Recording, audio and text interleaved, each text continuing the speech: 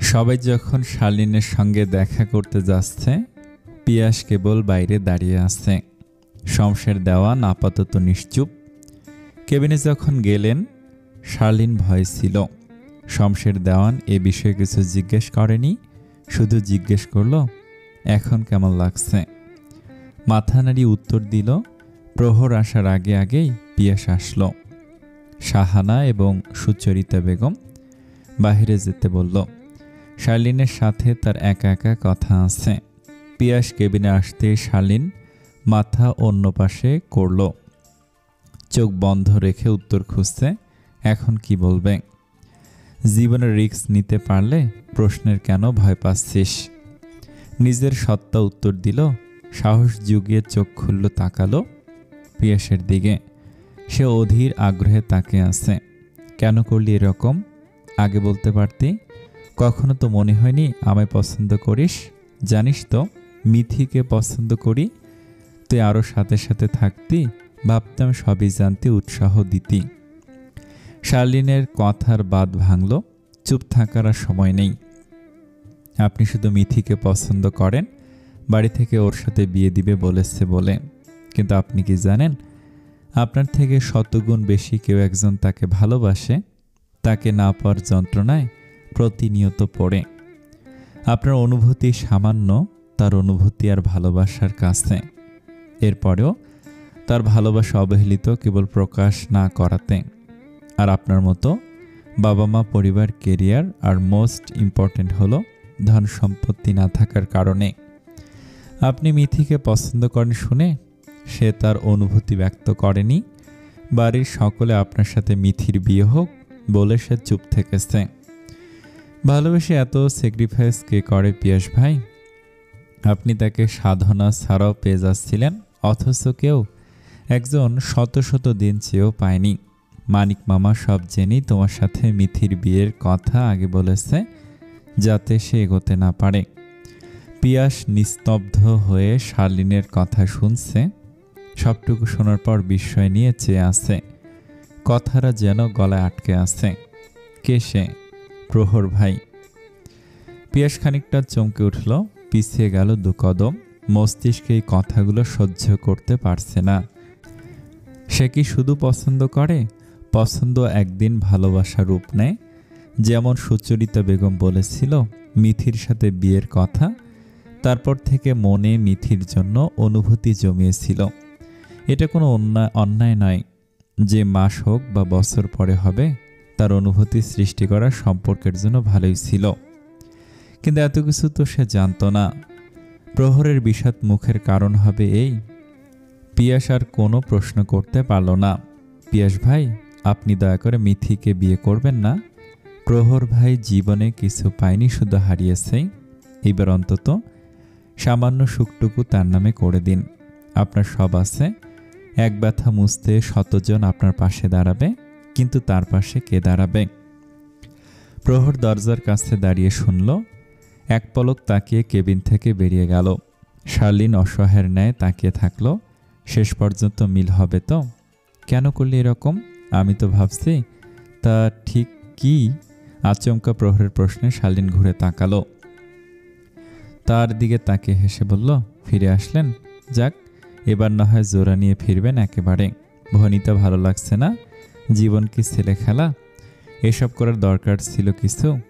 আপনি বুদ্ধিমান এবং বিচক্ষণ মানুষ, বুঝতে পেরেছেন যখন তখন আর কি বলার আছে।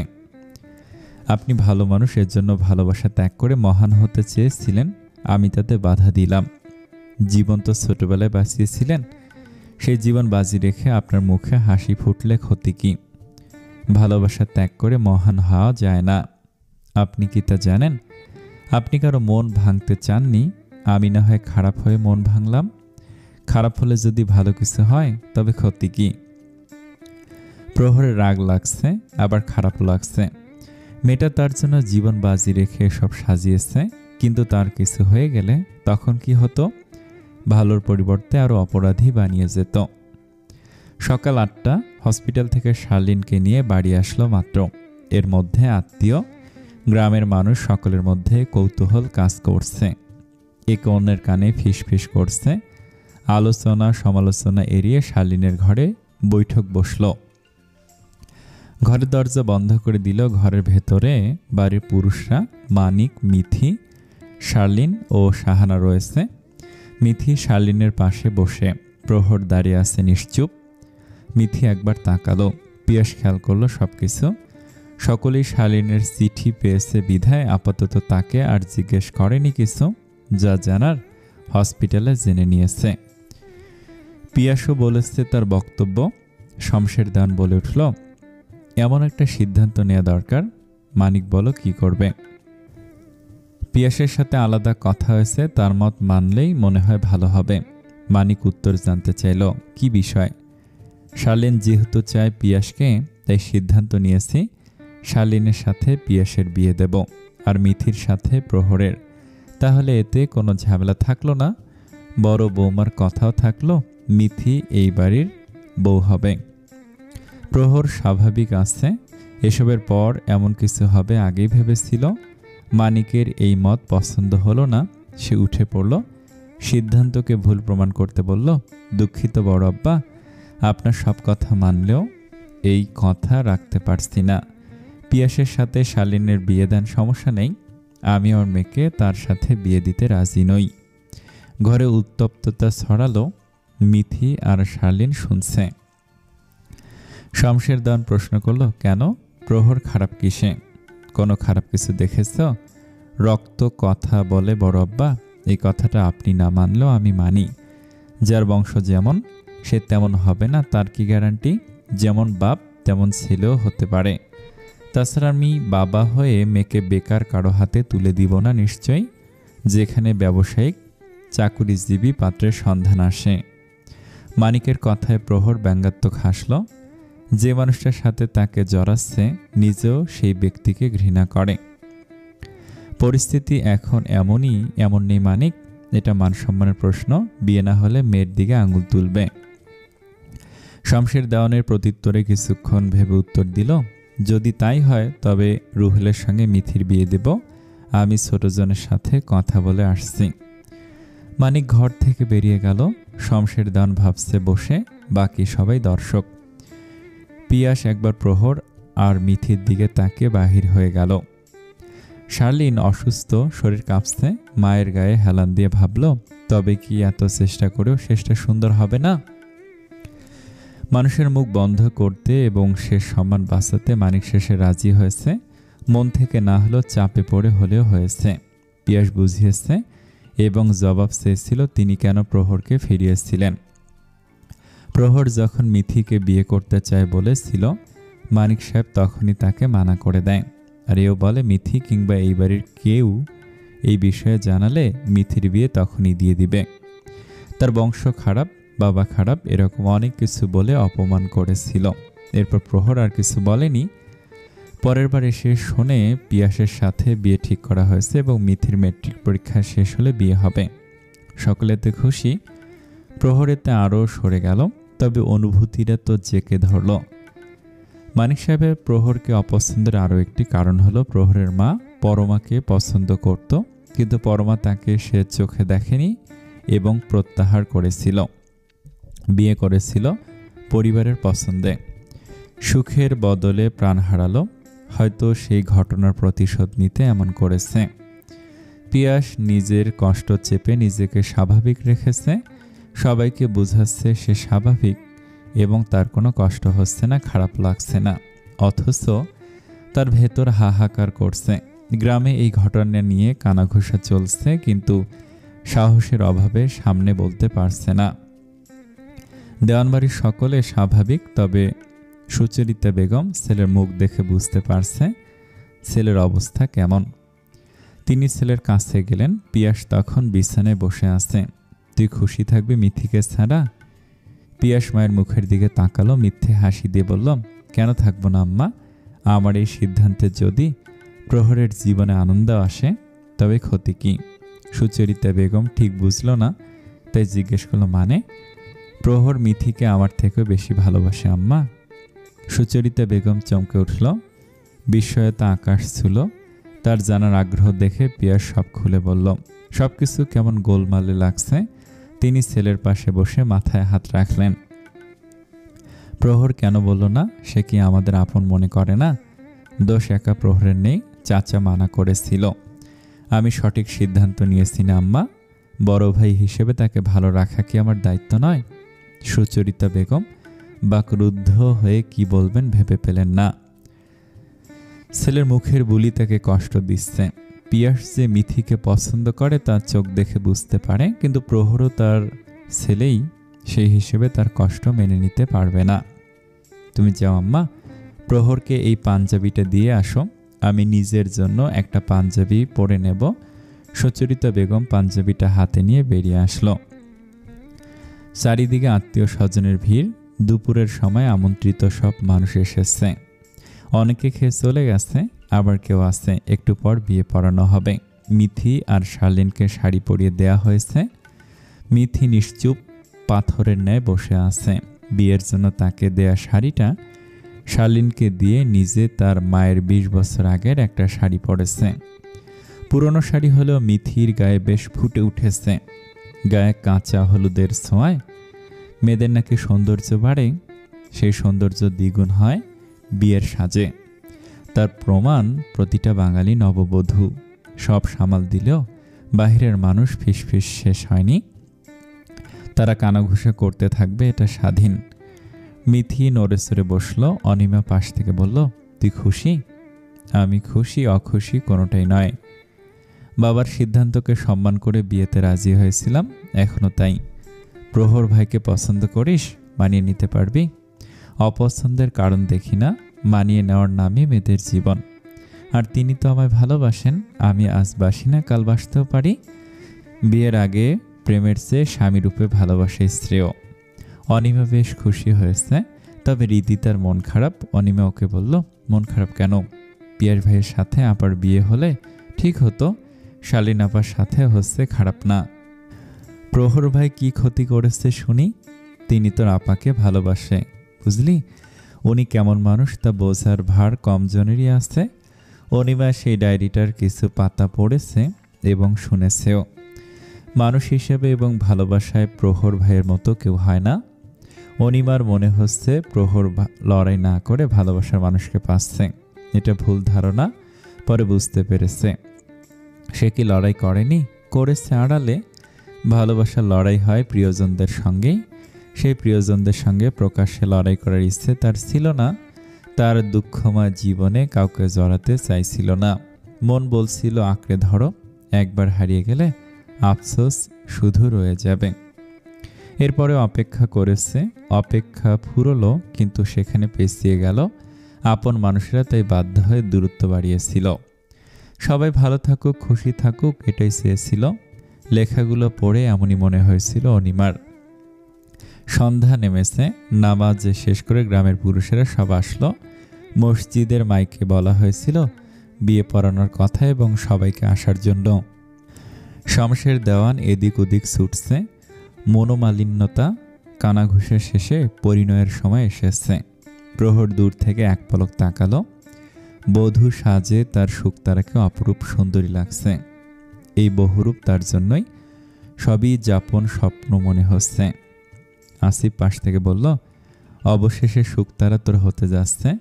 শালীন মেয়েটা ভীষণ ভালো, আজ মনে হচ্ছে।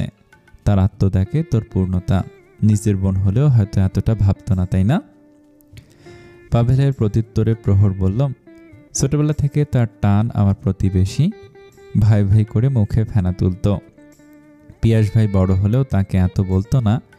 বড় হয়ে বাড়ি কম আসতাম, কথাও কম হতো, তবু যখন আসতাম খালামণির থেকে কত কিছু বানিয়ে রেখে দিত।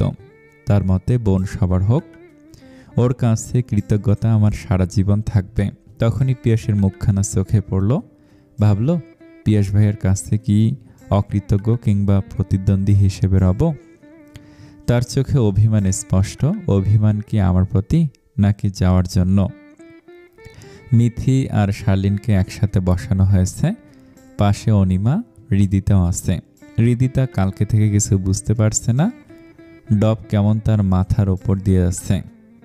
সবটা খোলাসা নয় তার কাছে। শার্লিন অসুস্থ শরীরে মিথির দিকে তাকালো, বলল, মনে অনেক প্রশ্ন আছে, বিয়ের পর প্রহর ভাইকে করিস, উত্তর পেয়ে যাবি। এরপরও আমায় খারাপ মনে হলে মুখ ফিরিয়ে নিস। মিথি বাম পাশে শার্লিনের দিকে তাকালো, কিন্তু কিছুই বলল না। তখনই কাজীর আগমন হলো। ওদিকের কাজ শেষে মিথি সামনে গিয়ে বলতে থাকলো বিয়ে পড়ানোর নিয়ম। প্রহরের কবুল বলা শেষে মিথিকে বলল, নগদ 50,000 মোহরানা ধার্য করিয়া পিতা মোহাম্মদ ওসমান চৌধুরীর ছেলে মোহাম্মদ প্রহর আহমেদকে বিবাহ করিতে রাজি? তাহলে বলো কবুল। মিথি কোনো ভনিতা ছাড়াই এক নাগারে বলে উঠল, কবুল, কবুল, কবুল। আলহামদুলিল্লাহ একসঙ্গে উচ্চারিত হলো। কেউ আনন্দিত হলো, কেউ বা বুকের ভেতর তীব্র ব্যথা লুকিয়ে হাসল। এর পরের পালা আসলো শার্লিনের। এভাবে দুটো বিয়ে সম্পূর্ণ হলো। কেউ হারালো, কেউ বা পেল, কেউ বা নিজের ভালো থাকা বলি দিল। চারিদিকে উচ্ছ্বাস, সকলের ভিড়, চেনা মানুষকে নতুন রূপে দেখতে। বিয়ে পড়ানো শেষে জামাই বউদের একসাথে বসানো হলো। 4 জনের মধ্যে কারো মুখে হাসির রেখাটুকু নেই, সবাই নিশ্চুপ, গম্ভীর। সমস্ত নিয়ম শেষে বিদায়ের সময় এলো। কাছাকাছি হলো, মেয়েকে বিদায় দিতে হবে। মানিক সাহেব বিষণ্ণ হয়ে মেয়ে প্রহরের হাতে তুলে দিল, বলল, ভালো না রাখতে পারলে তার বাবার ঘরে দিয়ে যাবে। প্রহরের বিষণ্ণ ঠোঁটে হাসি ফুটল। মিথির হাতখানা তার হাতের ওপর, ঠোঁট ভেঙে হেসে উত্তর দিল, ভালো রাখার সর্বোচ্চ চেষ্টা করব। আপনাকেও দেখাবো ভালো রাখা কেমন। যদি অঢেল অর্থের ওপর বসিয়ে আপনাকে বোঝানো হয় তবে আমি ব্যর্থ। আমি আমার স্ত্রীকে নিজ সামর্থ্যে ভালো রাখব। একদিন সে নিজে আপনাকে বলবে কেমন আছে সে। যদি বলে ভালো নেই তবে আপনার কাছে রেখে দিয়েন। রক্ত মাংস, রক্ত খারাপ, বংশ খারাপ বলেছিলেন, কিন্তু আমি মানুষ তো আপনাদের মাঝেই হয়েছিলাম। শিক্ষা আপনারাই দিয়েছিলেন। তারপরে কথাটুকু যুক্তিযুক্ত হয়নি। যে মানুষটাকে ঘিরে আমায় নিয়ে কথা বলেন, আমি সেই মানুষটাকে পৃথিবীর সবচেয়ে বেশি ঘৃণা করি। এক সন্তানের কাছে সবচেয়ে ঘৃণিত পিতা তিনি। এই পিতা কথাটা বলতেও আমার বাধে, তবু পরিচয়পত্রে ওই নামটাই দেখতে হয়। মানিক সাহেব চলে গেল। যেতে যেতে চোখের জল মুছল। মেয়ের দিকে ফিরে তাকালো না, যাওয়ার আগে শুধু একবার তাকিয়ে মাথায় হাত রেখেছেন। মিথির কি করা উচিত বুঝতে পারছে না। মোহনীয় বেগমের চোখ জল টলমল করছে। মিথি স্পষ্ট দেখতে পাচ্ছে। অদূরে প্রিয়া শার্লিন নিশ্চুপ দাঁড়িয়ে। শার্লিন হাসল। অবশেষে তার ইচ্ছে পূরণ হয়েছে। পূর্ণতার গল্প জুড়ে দিয়েছে। এর চেয়ে আনন্দের তার কাছে কিছু নেই। তবে সে কি ভাবল, তার জীবন কোন দিকে যাবে। রাত তখন গভীর, নিস্তব্ধতা বলে দিচ্ছে। মানুষের সঙ্গে গ্রামও যেন ঘুমিয়ে পড়েছে। বিয়ে নিয়ে দৌড়াদৌড়ি করাতে সকলে ক্লান্ত, কারো মন, কারো মস্তিষ্ক। অন্ধকার আকাশে আজ কেন যেন চাঁদের দেখা নেই। দূরে কোথাও একটুখানি আলোর রেখা দেখা যাচ্ছে। হাওয়ায় গাছের পাতা দুলছে, হুতুম প্যাঁচা ডাকছে থেকে থেকে। এই অন্ধকারে দুজন মানুষ ছাদে দাঁড়িয়ে আছে। তাদের গন্তব্য এখনো পরিকল্পিত নয়। সমঝোতা নাকি বোঝা পড়া। প্রহর পিয়াসের ঠিক ডান সাইডে দাঁড়িয়ে, হাত দুটো গোটানো বুকের মাঝে। পিয়াস এবার সোজাসুজি হয়ে প্রহরের দিকে তাকালো। নীরবতা ভেঙে প্রশ্ন করল, নিজেকে মহান ভাবলি কেউ মহান হয়? একবার বললে খুব ক্ষতি হতো। আমরা তোর আপন না। আগে বললে এমন দিন আসতো না। ভালোবাসলে বলার সাহস রাখতে হয়। তুই কি করেছিস? একবার মনে হয়েছিল তুই পাওয়ার যোগ্য না, আবার মনে হলো হয়তো বলার মতো পরিস্থিতি পাসনি, কিন্তু আমারে বলতে পারতি। প্রহর তীর্যক হাসল। প্রত্যুত্তরে বলল, মহান আমি নিজেকে ভাবি না। আমাকে ভালোবাসা মানুষগুলো আমার কাছে মহান। যেমন তুমি নিজের পছন্দ বিসর্জন দিয়ে আমার সাথে পরিণয় করিয়ে দিলে। এটা কি নয় মহানুভবতা? পিয়াস চুপ হয়ে গেল। সে সহ্য করতে পারেনি মিথির কবুল বলা। তারপর সহ্য করেছে, নিজের জীবনে অন্য একজনকে জড়িয়েছে। অনুভূতি তীব্র না হলে সামান্য যতটা কষ্ট দিচ্ছে, প্রহর যদি না পেত তবে কতটা কষ্ট পেত তা এখন অনুভব করছে। ঘরে যা। তুমি যাবে না? পিয়াস প্রহরের এই প্রশ্নের সামনে ঘুরল। দূরে তাকে নীরস মুখে জবাবে বলল, কিছু সময় প্রয়োজন। আমার নিজেকে এখন একলা লাগবে, ঘর আমার জন্য বিষাক্ত মনে হবে। একদিন বলেছিলি না, সবার জীবনে বসন্ত রঙিন হয়ে আসলেও আমার জীবনে বসন্ত আসে কেবল ঝরা পাতার মৌসুম নিয়ে। এই লাইনটা তোর জন্য আজ ভুল প্রমাণিত। এই বসন্তে তোর জীবন রঙিন হবে, ভালোবাসার ফুল ফুটবে। আমার দেখতে হয়তো বিষাক্ত লাগবে, কিন্তু মন থেকে চাইব তোরা ভীষণ ভালো থাক, সুখী হ। আর পরিশেষে একটা অনুরোধ রাখবি। প্রহর আরেকটু সামনে এগিয়ে গেল। অন্ধকারে পুকুর পাড়ে জোনাক পোকা জ্বলছে, সবুজ মিটিমিটি আলো উড়ে বেড়াচ্ছে। এদিক তাকে বলল, আমার জীবনে বসন্ত আমি এভাবে চাইনি। আমি চেয়েছি সবাই ভালো থাকুক, তারপর হয়তো আল্লাহ কিছু সুখ আনন্দ কপালে লিখছে, এই জন্য রঙিন বসন্ত পেলাম। তবে চাই তোমার জীবনও বসন্তের ন্যায় রাঙিয়ে উঠুক। সময় নাও, তবে মেয়েটাকে ভালোবেসো, ভালো রেখো। একজন দায়িত্ববান ব্যক্তিত্ববান স্বামী হিসেবে তার কাছে ধরা দিও। মেয়েটা ভীষণ ভালো এবং কিছুটা অবুঝ পাগলামো করে। অবশ্য তার পাগলামোর জন্য আজ আমি এই পোশাকে। ও হ্যাঁ, পরিশেষে কোনো অনুরোধ রাখবি বলো? বেশ কিছু একটা ভেবে কথাটা চেপে গেল। আজ বলা ঠিক হবে না, ভেবে বলবো পরে, কাল বলবো। এখন ঘরে যা, অনেক রাত হয়েছে। প্রহর চলে গেল। ঠায় দাঁড়িয়ে রইয়ে বলল, তুমিও চলো, তুই যে, আমি 10 মিনিট পরে যাচ্ছি। প্রহর বিশ্বাস করলো এবং পা বাড়ালো। সে জানে পিয়াস যখন বলেছে তখন ঠিকই যাবে। ছোটবেলা থেকে প্রহর পিয়াস দুজনে মিথ্যে বলতো না এবং যা বলতো সেটাই পালন করত। প্রহর ছাদ ত্যাগ করতে পিয়াস ছাদের কিনারায় দেয়াল ঘেঁষে বসল। অন্ধকার আকাশে তাকে দীর্ঘশ্বাস ছেড়ে বলল, সময়ের পরিবর্তনে শ্বাসটাও যখন অস্বস্তি লাগে তখন সব ভালো মানতেও দেখতে বৃতৃষ্ণা জাগে। প্রহর ছাদ থেকে নেমে ঘরে না গিয়ে নিচে গেল।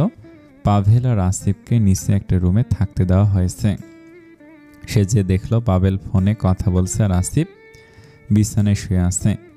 প্রহরকে ঘরে আসতে দেখে পাভেল ফোন রাখলো। আসিফ উঠে বসলো, জিজ্ঞেস করলো, তুই এখন এখানে কেন?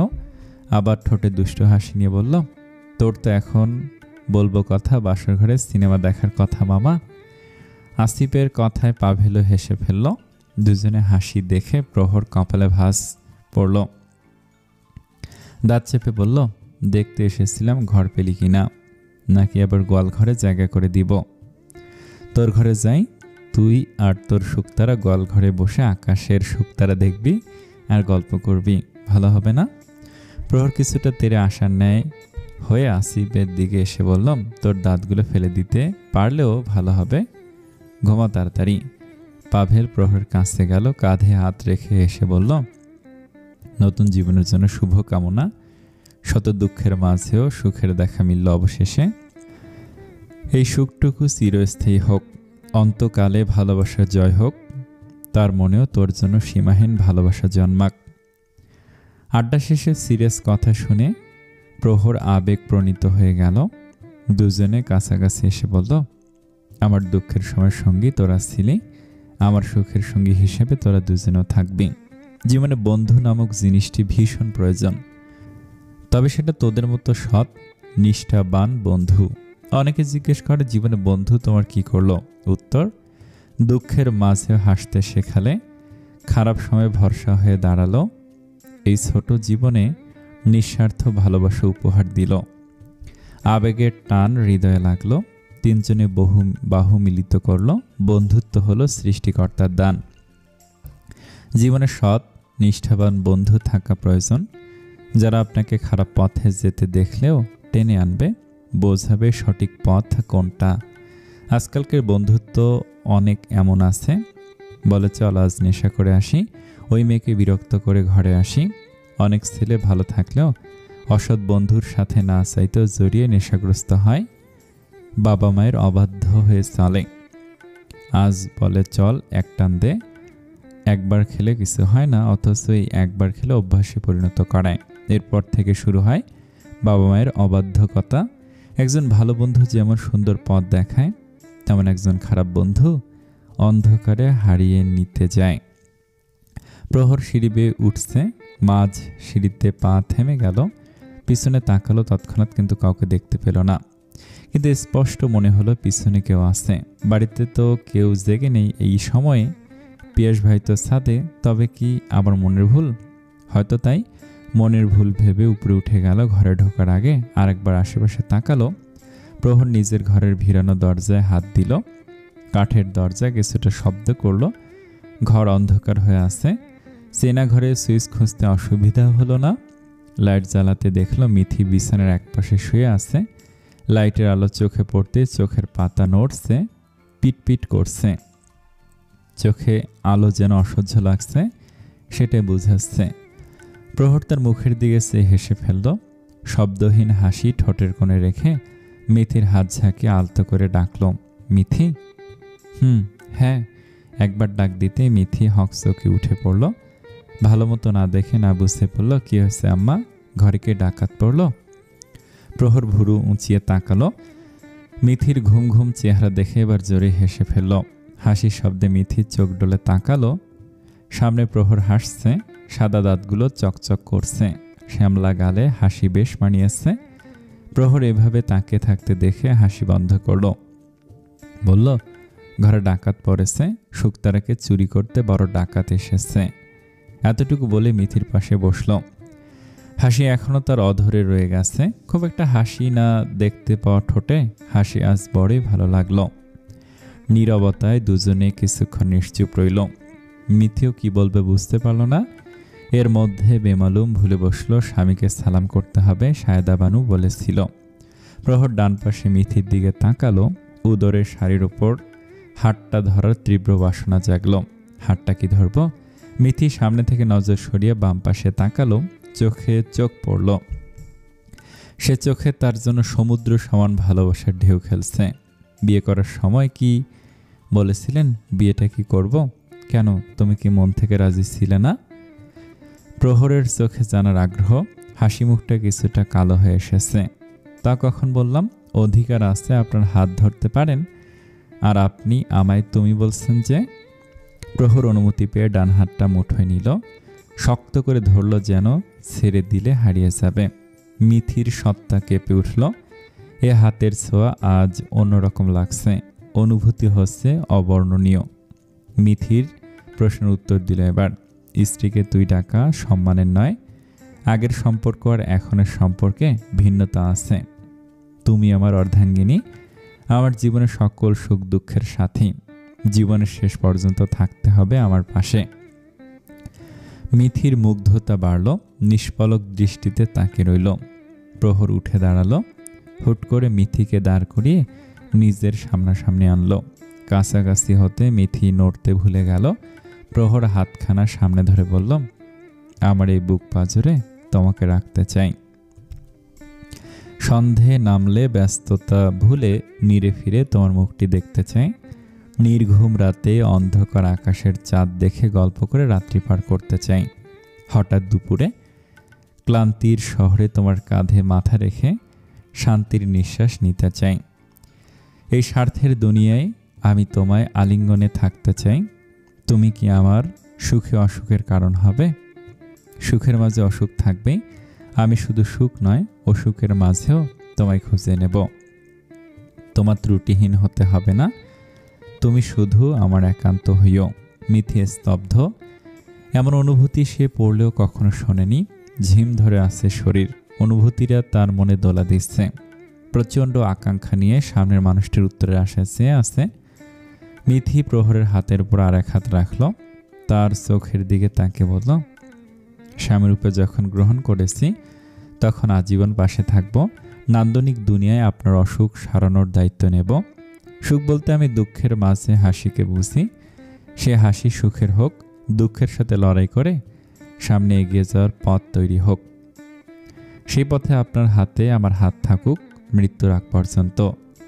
প্রহর শুনল মিথির কথা শেষ হতেই হুট করে মিথিকে বক্ষে জড়িয়ে নিল। মিথির মাথা ঠেকল ওর বুকে। মিশ্র অনুভূতিতে সিক্ত হলো দুজনের হৃদয়। অবশেষে পূর্ণ অনাকাঙ্ক্ষিত ভালোবাসা। প্রহর একটু সরে এলো। মিথির মাঝে সামান্য দূরত্ব রেখে ঠোঁট ছোঁয়ালো কপালে। মিথি চোখ বন্ধ করলো। শক্ত করে ধরল হাত। ঠোঁটের ছোঁয়া গাঢ় হলো ঠেকল নাকের ডকা ও অধরের কোণে। শেষ ভাগে মিথির হৃদস্পন্দন বাড়ল, বুকের পাশে ধুকপুক করছে। প্রহর হেসে অনেকটা কাছে আসলো। মিথি দুহাতে জড়িয়ে ধরল প্রহরকে, হাত ঠেকল পিঠের পিছনে কাঁধ জড়িয়ে। নিস্তব্ধ রাতে আমাবস্যায় বুঝিয়ে দিল, ভালোবাসা কেউ ভালোবাসার চাদরে মুড়বে, কেউ বা স্মৃতি মনে করে নির্ঘুম রাত জাগবে। পিয়াস ঘরে এসেছে একটু আগেই, এসে দেখে শালীন ঘুমিয়ে গেছে। ক্লান্ত অসুস্থ শরীর ঘুমিয়ে যাওয়া স্বাভাবিক। ডাক্তার বলেছে রেস্ট নিতে এবং সময় মতো ঘুমাতে। পিয়াস ধীর পায়ে গিয়ে বসলো জানালার সামনের চেয়ারটায়। পিছনের আমবাগান থেকে ঝিঝি পোকার ডাক ভেসে আসছে। সে আওয়াজ কানে আজ যেন বিষের মতো বাজছে। এক পলক পিছনে বিছানায় গুটিসুটি মেরে থাকা শালীনের দিকে তাকালো। তার মনে পড়ল প্রহরের কথা। মাথা থেকে সেসব ভাবনা ছেড়ে ফেলতে চাইলে কিন্তু পারল না। সময়ের সাথে সবকিছু পরিবর্তন হয়।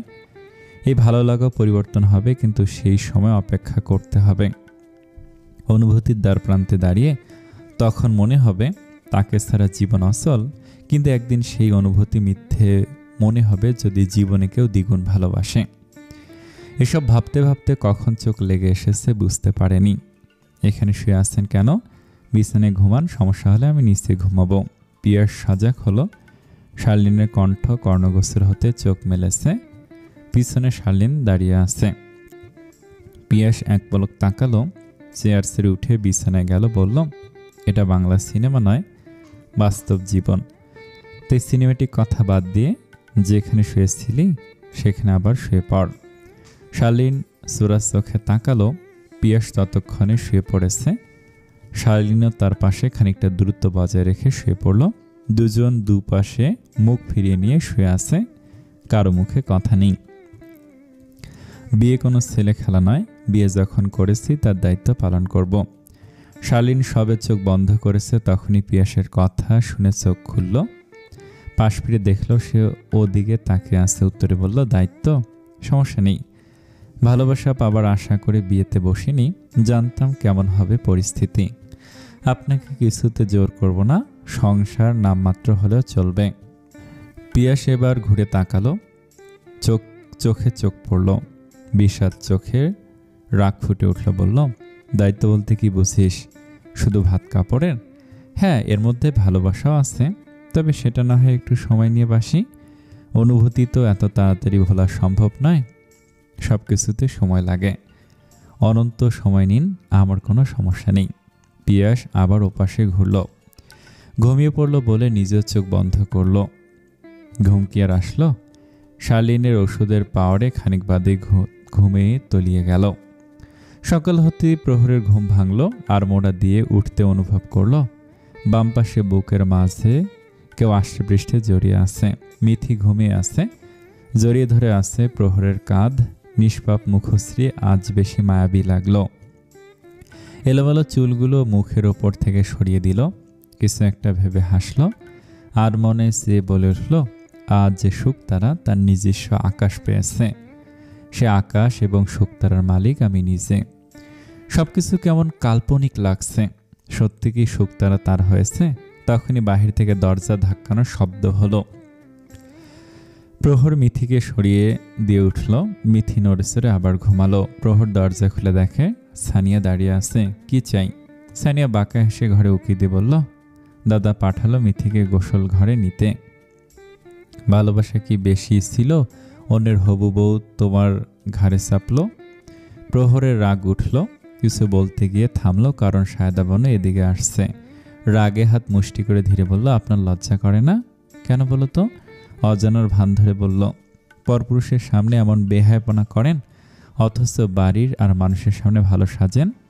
তোমার সামনেও ভালো হতে চাই বলেই চোখ টিপে দিল। সায়দা বানু আসলে প্রহর মিথিকে ডেকে দেয়। ঘুম ঘুম চোখে প্রহরের দিকে তাকালো। নতুন জীবনে নতুন দিনে শুভেচ্ছা।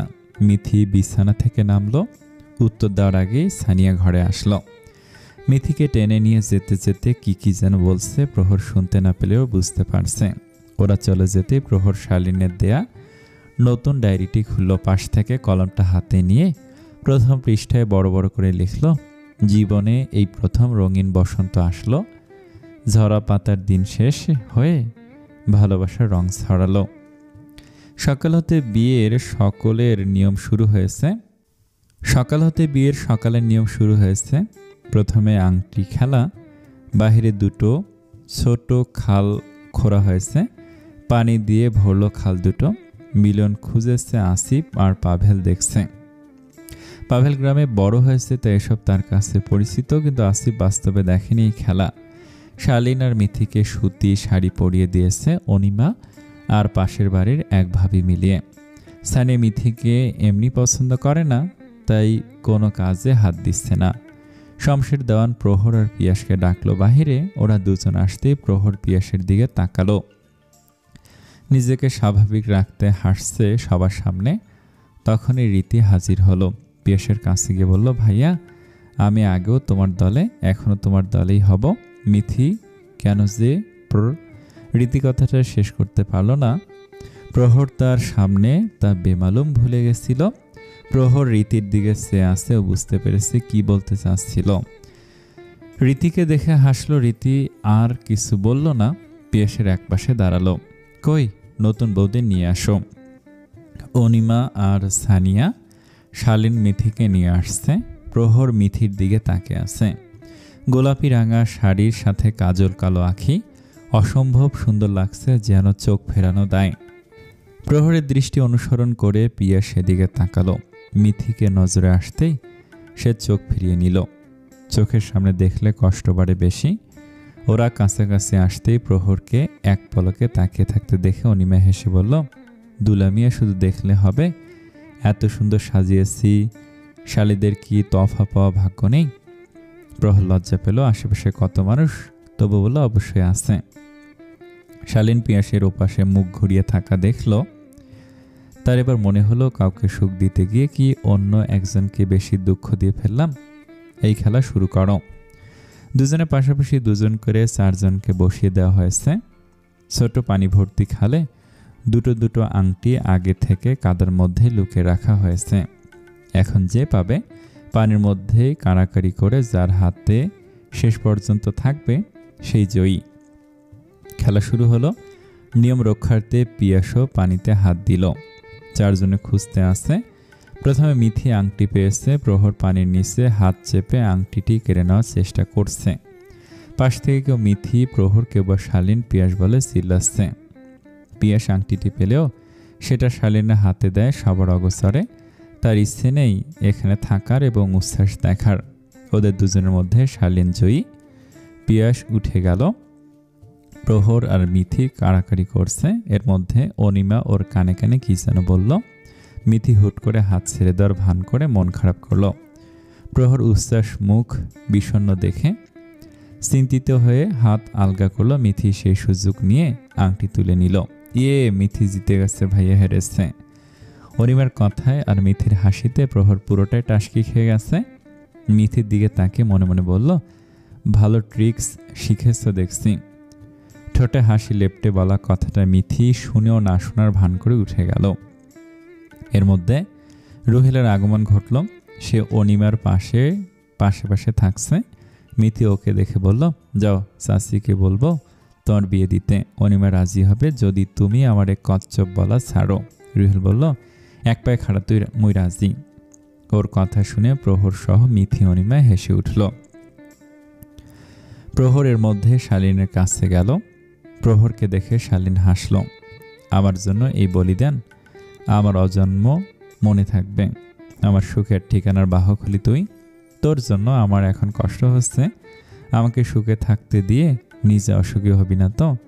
শালীন হাসল। সব ঝেড়ে ফেলে বলল, মানুষের জীবনে কত মানুষ তো আসে, সবাই কি সবাইকে পায়? যারা পায় না তাদেরও জীবনে মুভ অন করতে হয়। সময় গেলে পিয়াস ভাইও বদলাবে, এতটুকু বিশ্বাস আমার আছে। প্রহর সন্তুষ্ট হলো। শালীনের মাথায় হাত বুলিয়ে পুকুরের দিকে গেল। বিয়ের দিন সকালে নিয়মের মধ্যে এটাও আর একটা নিয়ম, পুকুর থেকে মাছ ধরে বউয়ের শাড়ির আঁচলে দিবে এবং সেই মাছ বউ বেছে ধুয়ে রান্না করবে। সমস্ত নিয়মকানুন শেষ হয়েছে। সকলে দুপুরে খেয়ে নিজ নিজ ঘরে গিয়েছে। বাহিরে প্রচণ্ড রোদ পড়েছে এর জন্য বাইরে কেউ যাচ্ছে না। মিথি ওই বাড়ি গেছে, তাই প্রহর আসিফ আর পাভেলে ঘরের দিকে যেতে নিল। তখনই অরুণা সামনে পড়ল। ওকে দেখে মুখ বাঁকা করে কিছু কথা শোনালো। প্রহর বরাবর ন্যায় সহ্য করল, একটা কথা না বলে পা বাড়ালো। পাভেল প্রহরকে দেখে বলল, আমাদের ফেরা উচিত, তুমি থাকো, আমরা বরং আজ রাতে নয়তো কাল সকালে চলে যাই। আমিও যাব। তুই গেলে মিথি, ওকে নিয়ে যাব। ওকে নিয়ে গেলে সংসার সাজাতে হবে, বাসা খুঁজতে হবে, এসবে অনেক খরচ আছে। প্রহর আসিফের পায়ের উপর বসল, ওর পা সরিয়ে রেখে শুয়ে ছিল। আহ, শালা পায়ের উপর বসে পা কি ভেঙে দিবি? তোর বিয়ে হলো, আমার এখনো হয়নি, তাই তুই চিরকুমার থাক। পারলে লালনদের মতো ঘরবাড়ি ছেড়ে নির্বাসিত হয়ে যায়। পাভেল ওদের কাহিনী দেখছে। প্রহর ওর দৃষ্টি লক্ষ্য করে বলল, ব্যাংকের চাকরিটা হয়ে গেছে, কিছুক্ষণ আগে মেসেজ এসেছে এবং ফোন করে কনফার্ম করেছে। পাভেল আসিফ খুশি হলো, আলহামদুলিল্লাহ, ভালো কিছু একটা হয়েছে, আগে বললি না কেন? এখন থেকে দেখি সব ভালো হবে, বাড়িতে বলেছিস? প্রহর মাথা নাড়ালো, যার অর্থ জানায়নি। জানাবো পরে, মিথিকে আগে নিয়ে যাবি, বাসা খুঁজতে হবে, সেসব ব্যবস্থা করা হবে। প্রীতি আপু আছে না, সে খুঁজে দিবে বলেছে। আগে মিথির সাথে কথা বলতে হবে, সে শহরে থাকতে চায় কিনা, আমার সাথে যাবে কিনা, তার মতামত আগে। প্রহর ঘরে বসে আছে, মিথির আসার নামই নেই। বাড়িতে সকলে জবের কথা পাভেল বলেছে। আসিফ তো শাহর দেওয়ানের কানের কাছে গিয়ে বলেছে ইচ্ছে করে। অরুণা শুনে গম্ভীর হয়েছিল। প্রহর মিথির অপেক্ষায় অস্থির হয়ে যাচ্ছে। ও বাড়ি যেতে চেয়েও যাচ্ছে না, কিন্তু না, এবার যেতে হবে। সে ঘর থেকে বেরোলো। সুচরিতা বেগম তার সামনে পড়ল। প্রহরকে দেখে ফিসফিস করে বলল, শোন বাবা, আজকেও একটু প্রীতির সাথে কথা বলে দিস তো। পিয়াসের বিয়ের সময় প্রীতির বাম নিতেই তোর মামা আর নানা খেপে উঠল। পিয়াস মন থাকলেও ওদের জন্য কিছু বলেনি। ওদের কি দোষ বলতো? দোষ একটাই, নাপিতের বংশধর, তার দাদা আগে নাপিতের কাজ করত, এটাই তাদের অসম্মান করে। ছেলেটা নিজের পরিচয় গড়েছে, চাকরি পেয়েছে, এটা বলার সুযোগ দিল না। ঠিক আছে, রাতে কথা বলিয়ে দিব। সুচরিতা বেগম আশেপাশে তাকিয়ে চলে গেলেন। প্রহর নেমে আসলো, মিথিদের বাড়ির সামনে এসে দাঁড়ালো। আত্মীয় স্বজন কিছু রয়ে গেছে, তাদের আনাগোনা বাহির থেকে বোঝা আসছে। প্রহর ভেবে চিনতে ভেতরে পেল। প্রথমে দেখা মিলল মানিক সাহেবের সঙ্গে। প্রহর মাথা উঁচু করে তাকালো। ওনার মুখের ভাবভঙ্গি বোঝা মুশকিল। ওকে দেখে ঘরে চলে গেল। একটু পর মিথি বেরিয়ে আসলো। প্রহরের মুখোমুখি হতেই রাগে রেগে চোখ দুটো দেখতে পেল। শীতল চোখে রাগ কখনো দেখেনি। কিছু বলছিলেন? আপনার ঘর আছে, আপনার কি তা মনে আছে? মিথি এবার বুঝলো রাগী চোখের কারণ। অনিমা যেতে দিচ্ছিল না, বলছিল আপনার দরকার হলে রাখবেন। অনিমা তখনই হাজির হলো। প্রহর ওকে বলল, শালিকা বড়ই দুষ্টু প্রকৃতির, ভাবি বানিয়ে প্রতিশোধ নিতে হবে। বউকে ছাড়া থাকতে পারেন কিনা পরীক্ষা করছিলাম, কিন্তু আপনি তো পারছেন না। যান, নিয়ে যান। অপেক্ষা তো কয়েক বছর থেকে করেছি, এবার যখন অপেক্ষা ফুরিয়েছে চোখের আড়াল হতে দিব না। অনিমা দাঁত বাহির করে হাসছে। মিথি লজ্জায় মাথা নিচু করে আছে। পাশে আরো কয়েকজন কাজিনও আছে। প্রহর মিথিকে নিয়ে বাহির হয়ে গেল। ধরণীতে রাত্রি নেমেছে, রাতের খাওয়া শেষ হয়েছে। একটু আগে মোহনীয় বেগম মিথির জন্য বানানো পায়েস দিয়ে গেছে, সেগুলো খাচ্ছিল। প্রহর বাহির থেকে আসলো। মিথি পায়েসের বাটি তার সামনে দেয়। প্রহর নেয় না। খাইয়ে দাও, আদর মাখা হাতে মিষ্টি পায়েস, তোমার হাতে আসে খাই। মিথি পায়েস তুলে খাইয়ে দিল। আর ভাবলো এই গম্ভীর মানুষটাও কত কথা জানে। বিষাদের আড়ালে কি স্নিগ্ধ হাসে। হুট করে কারেন্ট চলে গেল। মিথি ভয়ে প্রহরের নিকটে গেলে আঁকড়ে ধরল তার শার্ট। প্রহর ভরসা দিল এক হাতে। পাশের টেবিলে ড্রয়ার থেকে মোমবাতি বাহির করলো। মোমবাতিটা ধরতো। মিথি ধরল। প্রহর ম্যাচের কাঠি জ্বালিয়ে মোমবাতি জ্বালালো। মিথির মুখখানা সেই সোনালি আলোতে একটু বেশি মোহনীয় লাগছে। মিথিও মোমবাতির আগুনের শিখা বরাবর দাঁড়িয়ে থাকা প্রহরের দিকে তাকালো। কি দেখছেন? প্রহর এগিয়ে আসলো। মিথির হাতে থাকা মোমবাতিটা সে নিজে ছুল। দৃষ্টি সরল না, বরং আরো গাঢ় কণ্ঠে বলল, আমার নববধূকে এই শুভ্র শাড়িতে মোমবাতির আলোতে তাকে যেন লাগছে নবরূপা। যা রাখিতে হয়েছি আমি দিশেহারা। মিথি লজ্জায় মাথা নিচু করে হাসল। তখনই আবার হুট করে কারেন্ট আসলো। প্রহর ফু দিয়ে মোমবাতিটা নিভিয়ে দিল। বাকি পায়েসটুকু খেয়ে নিন। প্রহর শুনল। আয়েসে পায়েসে খাওয়া শেষ করে প্রহর মিথিকে নিয়ে ছাদে গেল। অন্ধকার হলো, ছাদের আনাচে কানাচে কি আছে বোঝা যাচ্ছে। তীব্র বাতাস তাদের ছুঁয়ে দিচ্ছে। নড়ছে বাড়ির পাশে বড় ছাতিম গাছটার পাতা। মিথি আকাশের দিকে তাকালো, বলল, আকাশে তো চাঁদ তারা কিছু নেই, কি দেখতে এলাম? প্রহর মিথিকে ইশারায় বেঞ্চে বসতে বলল। তারপর সেও মিথির পাশে বসল। খুব কাছাকাছি বসাতে হাওয়ায় ঝাপটায় চুলগুলো প্রহরের চোখে মুখে পড়ল। মিথি সরিয়ে দিল। প্রহর বিমোহিত হয়ে হুট করে বলে উঠল, আকাশে আজ চাঁদ উঠেনি, দেখা মেলেনি শুকতারার। আমার আকাশ শুকতারার সঙ্গ পেয়েছে, সে আর চায় না আকাশের চাঁদ শুকতারা দেখতে। একটু থেমে আবার বলল, চাঁদ যদি উপমা মাত্র, তোমার তুলনা করব না চাঁদের সঙ্গে, তুমি জ্যোৎস্না, আমার অন্ধকার জীবনে আলোর রেখা। তাই তো অমাবস্যার শেষে তোমার সাথে হলো দেখা। মিথি প্রহরের বুকে মাথা রাখল। হৃদয়ের স্পন্দন শুনতে পাচ্ছে। তীব্র অনুভূতির ন্যায় স্পন্দন বাড়ছে যেন। প্রহর হাত রাখল মিথির কাঁধে। মাথার উপর হঠাৎ জোনাকি পোকা উড়ে এলো। মিথি উঠে দাঁড়ালো। জোনাকিটাকে ধরতে হাত বাড়াতেই দূরে উড়ে গেল। ধরতে না পারাতে ঠোঁট উল্টালো। প্রহর নিঃশব্দে হাসলো। ব্রেঞ্চ থেকে উঠে ঠিক মিথির পিঠ বরাবর দাঁড়ালো, বলল, শোনো শুকতারা, জোনাকি তোমায় দিবে ক্ষণিকের জন্য কিঞ্চিত আলো। জেনে রেখো, জীবন যতদিন থাকবে আমি তোমায় বাসবো ভালো। দিনটি ছিল বুধবার। ঝরঝরে নির্মল বাতাস ছড়ানো একটি দিন। চৈত্রের কড়া রোদের মধ্যেও এক টুকরো স্বস্তির বাতাস। মাঠের পানি শুকিয়ে গিয়েছে। অনেক জায়গায় ফেটে চৌচির হয়েছে মাঠঘাট। জমিতে হওয়া ছোট মাছগুলো মারা গিয়েছে জলের অভাবে। কেবল ধরে নিয়ে যাচ্ছে জমির শেষ পানিটুকু সেচে। বৃষ্টির অভাবে সেচ দিতে হচ্ছে। অনেক ফসলের ক্ষেত নষ্ট হয়ে যাওয়ার উপক্রম। বিয়ের তখন 5 দিন কেটে গেছে। এর মধ্যে বিদায়ের ঘণ্টা বেজে গেছে। মিথি আর প্রহরের শহরের জীবন শুরুর পালা। প্রহর আর মিথি বিরামপুর রেল স্টেশনে বসে অপেক্ষা করছে ট্রেন কখন আসবে এবং যাবে। সকাল 10টার ট্রেন, এখন বাজে 9:40। ওদের ছাড়তে পিয়াস আর রুহেল এসেছে। মিথি চোখের জল মুছছে, আবার গড়িয়ে পড়ছে। প্রহর দেখছে, তবে কিছু বলছে না। কখনো বাড়ি থেকে একা কোথাও না যাওয়া মেয়েটা শহরে থাকবে বাবা মাকে ছাড়া, এটা ভাবতেও কষ্ট হবে, স্বাভাবিক। সেদিন রাতে মিথির মতো জানতে চেয়েছিল, মত জানতে চেয়েছিল। প্রথমে চমকে উঠে না করেছিল। সবাইকে ছেড়ে থাকবে কি করে এতদিন? চাইলে তো আর সেই চিরচেনা পুকুর পাড়ে একমাত্র সঙ্গী রীতিকে নিয়ে গোধূলি দেখতে পারবে না। আমজাম বাগানে চুরি করে খাওয়া হবে না। প্রোগ্রাম চষে বেড়ানো হবে না। থাকতে হবে ইট পাথরের দালানের মধ্যে বন্দি। ট্রেনের হুইসেলের শব্দে প্রহর ব্যাগ নিয়ে দাঁড়ালো। মিথিকে বলল, ট্রেন এসেছে, উঠে পড়ো। মিথি তার কথা মতো উঠে দাঁড়ালো। ট্রেন থামতেই দুজনে উঠল। ব্যাগগুলো রুহেল তুলে দিল। পিয়া শেষ একবার মিথির দিকে তাকালো, বিদায় দিল প্রিয় কাউকে। রুহেল আজ মিথির সাথে ভালো করে কথা বলল। ট্রেন ছেড়ে দিল। রুহেল নামল। পিয়াস স্টেশনে দাঁড়িয়ে আছে। যতক্ষণ ট্রেনের অস্তিত্ব দেখা গেল তাকিয়ে থাকলো।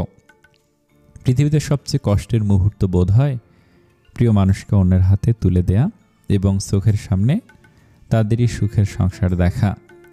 পিয়াস ভাই এসো বাড়ি যাই। রুহেলের কথায় পিয়াসের কানে কথা পৌঁছালো না, ঠায় দাঁড়িয়ে রইল। এক বাদামওয়ালার চিল্লানিতে তার ধ্যান ভাঙল। আশেপাশে তাকালো। রুহেল দূরে দাঁড়িয়ে তাকে ডাকছে। পিয়াস এলোমেলো পায়ে এগোল। স্টেশন ত্যাগ করলো। শত মানুষ। কান্না শেষ নাকি বাকি আছে? আসার ইচ্ছে না থাকলে সেখানেই বলতে, বাবা মায়ের কাছে রেখে আসতাম। মিথি অশ্রুসিক্ত চোখে তাকালো। হেসকি তুলে বলল, আপনি আমায় রেখে একা আসতেন না? একা থাকার জন্য কি বিবাহ করেছি? আমি কি চাই জানো? মিথির জানার আগ্রহে চোখ মুছল, ভুরু উঁচিয়ে জানতে চাইল। আমাদের ছোট্ট একটা সংসার হবে ব্যস্ত শহরের এক কোণে। জীবনের তাগিদে গ্রাম ছেড়ে শহরকে বেছে নিতে হবে। সেই শহরে আমরা না হয় ছোট একটা নিজস্ব শহর বানাবো। ক্রান্তির অফিস শেষে আসার সাথে তোমার জন্য 2টো বেলি কিংবা তোমার প্রিয় শিউলি আনবো। তুমি দরজায় দাঁড়িয়ে অপেক্ষা করবে। অপেক্ষা শেষ করে আমি ফিরব। ঘামর্ত মুখ দেখে তোমার শাড়ির আঁচল দিয়ে মুছে দিবে। ঠান্ডা এক গ্লাস জল সামনে ধরবে। সবশেষে রাতে ঘুমাতে গিয়ে কিছুক্ষণ না হয় সুখ দুঃখের গল্প করব। ক্লান্তিহীন পেরিয়ে গল্প শেষে তোমার আলিঙ্গনে ঘুমিয়ে পড়ব। এক জীবনে আমার তোমার থেকে এতটুকু চাওয়া রইল। মিথির কান্না বন্ধ হলো। প্রহরের এমন সুন্দর সংসার বর্ণনা শুনে সে মুগ্ধ হলো। এত সুন্দর কথা কিভাবে বলেন? সংসার নিয়ে আমি মেয়ে হলেও এখনো ভেবে ওঠেনি। প্রহর মিথির হাতটা ধরল, ওর মুখের দিকে তাকিয়ে উত্তর দিল, আমার কথা সুন্দর, কই আমার তো মনে হয় না। সংসার নিয়ে তুমি আমি দুজনে একসাথে ভাববো, চলতি পথে দুজনে একসাথে হাঁটবো। যদি কখনো পিছিয়ে যাই হাত ছেড়ে না দিয়ে টেনে নিও। আমি তোমার বাহু ডোরে আজীবন থাকতে চাই। যেমনটা থাকে গ্রামের মেটো পথে ধুলোর আগমন। মিথি মুগ্ধের ন্যায় তাকিয়ে রইল। মানুষটার প্রতি মুগ্ধতা বেড়েই চলেছে। কি স্নিগ্ধতার কথা আর অনুভূতি। অথচ এক সময় কথাই বলতো না, দূরে আড়ালে থাকতো। এখন ভাবতেও ভালো লাগে। একদিন ছুতে না পারা ডায়েরির প্রতিটা ভাঁজে তারই জন্য ভালোবাসার অনুভূতি সাজানো ছিল। সেই অনুভূতি সিক্ত মানুষটা পুরোটাই তারই দখলে। কেমন স্বপ্ন মনে হয়। সেদিনই বিয়ে ঠিক। পিয়াস ভাইয়ের সাথে হুট করে প্রহর ভাইয়ের সাথে প্রণয় ঘটল। পরে অবশ্য প্রহর থেকে সব সত্যি শুনেছে। শালীনকে আসার পথে ধন্যবাদ জানিয়ে এসেছে। তার জীবন সুখময় হোক এই প্রার্থনা করেছে। পিয়াসের জন্য একটু খারাপও লেগেছে। শেষবেলায় তার চোখের দিকে তাকাতে পারেনি। অথচ আগে কত বায়না পিয়াস ভাইয়ের কাছেই করত। তার প্রতি মিথির অন্যরকম একটা টান ছিল। সেটা ভালোবাসা ব্যতীত। প্রায় ছোট সকল আবদার পূরণ করত, খেয়াল রাখত হয়তো সেই কারণে। মিথির ঘুম পাচ্ছে আসবে বলে কাল সারা রাত ঘুম হয়নি। এখন হাই তুলছে। প্রহর খেয়াল করে মিথির মাথা ওর কাঁধে রাখলো, বলল, ঘুমো, আমি পাশে আছি। এই কথাটুকু কতটা শান্তির কেবল সেই বুঝল। মুস্কি হেসে মিথির চোখ বুঝল। ভরসার সাগরে প্রহরকেই প্রথমে রাখল। ট্রেন কমলাপুর পৌঁছালে ওরা দুজন নেমে পড়ে। আসিফ আর পাভেল তাদের জন্য অপেক্ষা করছিল। ওরা দুজনে 4 দিন আগে এসেছে। এদিকে সব ঠিকঠাক তাড়াই করেছে। বাসা দেখা শেষ, এখন শুধু গিয়ে উঠবে। পাভেল আর আসিফ মিথিকে জিজ্ঞেস করলো, গ্রাম ছেড়ে আসতে ভালো লাগলো? মিথির আগে প্রহর উত্তর দিল, সারা রাস্তা কেঁদেছে সিস কাঁদুনে। মিথি মুখ ফুলালো, অন্য পাশে মুখ ঘুরে রইল। পাভেল আর আসিফ থাকাতে কিছু বলল না, অভ্যাস হয়ে যাবে। তুমি আমাদের অনেক ছোট, তাই তোমাকে বোন ভেবে কিংবা নাম ধরে ডাকলে অসুবিধা হবে। পাভেলের কথায় মিথি মাথা নাড়ালো। পাভেল সন্তুষ্টে হাসি দিল। মিথি তাদের চিনেছে এবং জানে প্রহর ভাইয়ের বন্ধু খারাপ হতে পারে না। স্টেশন থেকে বেরিয়ে অটো নিল। গন্তব্যে ছুটল পিচঢালা রাস্তায়। মিথি অটোর ফাঁক দিয়ে উকি মেরে ঢাকা শহর দেখছে। এর আগে তো কখনো ঢাকা শহরে আসেনি। চারিদিকে শুধু উঁচু দালান নজরে আসছে। মিথির কাছে তার গ্রামের মাটির বাড়ির সৌন্দর্য দালান বাড়ির থেকে বেশি সুন্দর লাগে, যদিও তাদেরও ইটের বাড়ি। শহরের বাতাসে কেমন দম বন্ধ লাগছে, বমি বমি পাচ্ছে। ঠিক আছে? প্রহরের কথায় মিথি শুধু বলল। চলন্ত রাস্তায় হুট করে সামনের গাড়ির সাথে একটা ট্রাক এসে ধাক্কা দিল। চোখের সামনে দুমড়ে গেল বাসের অর্ধেকটা। মিথি ভয়ে প্রহরের শার্ট আঁকড়ে ধরল। মানুষের আনাগোনা বাড়ল। কয়েকজন আহত হয়েছে। জ্যাম বাড়ার সাথে অটোওয়ালার সাইড কেটে চলল। মিথি ভয়ে সিটিয়ে আছে। প্রহর আগলে নিল, বলল, এসব শহরে ঘন্টায় ঘন্টায় ঘটে, সময়ের সাথে দেখবে অভ্যস্ত হয়ে যাবে। মিথির গা গুলাচ্ছে, তাই চুপ করে রইল। পাভেল প্রহরকে বলল, ওখানে গিয়ে কি কাজ থাকবে? কি আজ থাকবি নাকি ওখান থেকে বেরিয়েই রাতেই নতুন বাড়িতে উঠবি? রাত হয়ে গেছে, ওখানে থাকতে হবে। কাল সকালে নতুন বাড়িতে যাব। তোরা আসবি, সব কিছু ঠিক করা লাগবে। কথা বলতে বলতে অটো থামলো। রাত নেমেছে কিছু সময় আগে। পাভেল আর আসিফ নামলো। প্রহর মিথিকে আলতো করে ডাকলো, মিথি উঠে পড়ো, আমরা এসে গেছি। মিথি চোখ খুলল, নেমে পড়লো ওর সাথে। আশেপাশে তাকালো কত মানুষ, গাড়ির সারি। চলো চারজনের সামনের বিল্ডিংয়ে গেল। 2 তলায় তারা থাকে। দরজায় নক করতে ছোট পরি দরজা খুলে দিল। প্রহরকে দেখে হেসে ফেলল, বলল, মামা, আম্মু, মামা এসেছে। প্রহর ওকে কোলে তুলে নিল। তখনই প্রীতি ওর ঘর থেকে এলো। প্রহর পাশে মিথিকে দেখে বলল, মিথি, চিনতে পেরেছিস? মিথি ভালো করে দেখছে, চেনা চেনা লাগছে। আর নাম যেহেতু শুনলো তাই বলল, জি, আপনি তো প্রীতি আপা, বড় আম্মার মেয়ে, পিয়াস ভাইয়ের বোন। আপনি যখন বাড়ি ছেড়ে আসেন তখন আমার বয়স ছিল 9 বছর, এখন 17। তো এজন্য চেহারা মনে রাখা কঠিন ছিল। মা ভাইয়ের কথা শুনতে প্রীতির মুখটা আধারে ঢেকে গেল। পুরনো স্মৃতি এখনো মস্তিষ্কে হানা দেয়। কতদিন দেখেনি তাদের। সামনে দাঁড়ানোর মতো পরিস্থিতি পেয়েও সে যায়নি। সে ভুল নয়, সঠিক মানুষকে বেছে নিয়েছিল, তাই আজ সুখের সংসার করছে। কিছু অভিমান, অভিযোগ সবাইকে সবার কাছ থেকে দূরে রেখেছে। আপা, দুলাভাই আসেনি? না, একটু পরে আসবে। তোরা ভেতরে আয়, আমি কেমন পাগলের মতো দাঁড় করিয়ে রেখেছি। সকলে ভেতরে গেল। আসিফ আর পাভেল চলে যেতে চাইল, কিন্তু প্রীতি না খেয়ে যেতে দিবে না বিধায় থাকলো। প্রহর আর মিথির জন্য প্রীতি ঘর গুছিয়ে রেখেছিল। বাসায় 3টে মানুষ, তাই 2টো ঘর নিয়ে থাকে। প্রহর প্রথমে মিথিকে পাঠালো ফ্রেশ হতে। মিথির গরম লাগছিল বিধায় একেবারে গোসল করে নিল। প্রহর অপেক্ষা না করে প্রীতি ওয়াশরুমে গেল গোসল করতে। 5 মিনিটে তার গোসল শেষ। ঘরে এসে দরজা ভিড়িয়ে দিয়ে শার্ট পরছিল। ঠিক সেই সময় ওয়াশরুমের দরজা খোলা শব্দ হলো। প্রহর না চাইতো তাকালো। মিথি বেরিয়ে গামছায় চুল থেকে খুলে ঝেড়ে নিল। তার তখনই খেয়াল নেই আশেপাশে কেউ একজন দাঁড়িয়ে তার দিকে তাকিয়ে আছে। মিথি হুট করে অনুভব করলো তার পেছনে কেউ একজন দাঁড়িয়ে আছে। সে তড়িৎ গতিতে পিছনে তাকালো। প্রহর নেশাক্ত চোখে তার দিকে তাকিয়ে আছে। পলক ফেলছে না দেখে মিথি আমতা আমতা করে কিছু বলতে চাইল। প্রহর ঠোঁটে আঙ্গুল ঠেকে চুপ করতে বলল। কিছুটা কাছে এসে মিথিকে আবার আগের ন্যায় ঘুরিয়ে দিল। ভেজা চুলের ঘ্রাণ নিতে বলল, তোমায় ভেজা চুলে বেশি মোহনীয় লাগে, দৃষ্টি ফেরানো দায় হয়ে যায়। এত সুন্দর কি তুমি, নাকি আমার পাগল মনের দৃষ্টি? মিথি জড়ানো কণ্ঠে উত্তর দিল, আপনি পুরো মানুষটাই সুন্দর, তাই সবকিছু সুন্দর লাগে। মিথির কণ্ঠ থমকে আসছে। প্রহর মিথির পরিস্থিতি বুঝে সরে এলো। বাহির থেকে প্রীতির ডাক এলো। প্রহর বেরিয়ে যেতেই মিথি ও কোনো চুল আশ্রয়ে বেরিয়ে গেল। পরের দিন সকাল হতে প্রহর আর মিথি প্রীতিদের বাড়ি থেকে বেরিয়ে এসেছে। পাভেল আর আসিফ নতুন বাড়ির জন্য কিছু জিনিস আগে কিনেছিল, যেমন তোষক, বালিশ, আরও কিছু কেনার বাকি আছে। হাঁড়িপাতিল, রান্নার জিনিস সব কিনতে বেরিয়েছে প্রহর আর আসিফ। পাভেল থেকে গেছে। আজ হিমিকেও সাথে নিয়ে এসেছে মিথির সঙ্গে দেখা করাবে বলে। হিমি প্রহরকে আগে থেকে চেনে, প্রেমিকের বন্ধুকে চিনবে। পাভেলের থেকে ওদের প্রেমের কাহিনী শুনে দেখতে চেয়েছিল সে মিথিকে। এখন ওরা 3 জনে বাড়িতে রয়েছে। হিমি আর মিথি গল্প করছে। কিছু মুহূর্তে যেন একে অপরে পরিচিত হয়ে উঠেছে। তাদের গল্পের মাঝে হাসির শব্দে ঘর বাজছে।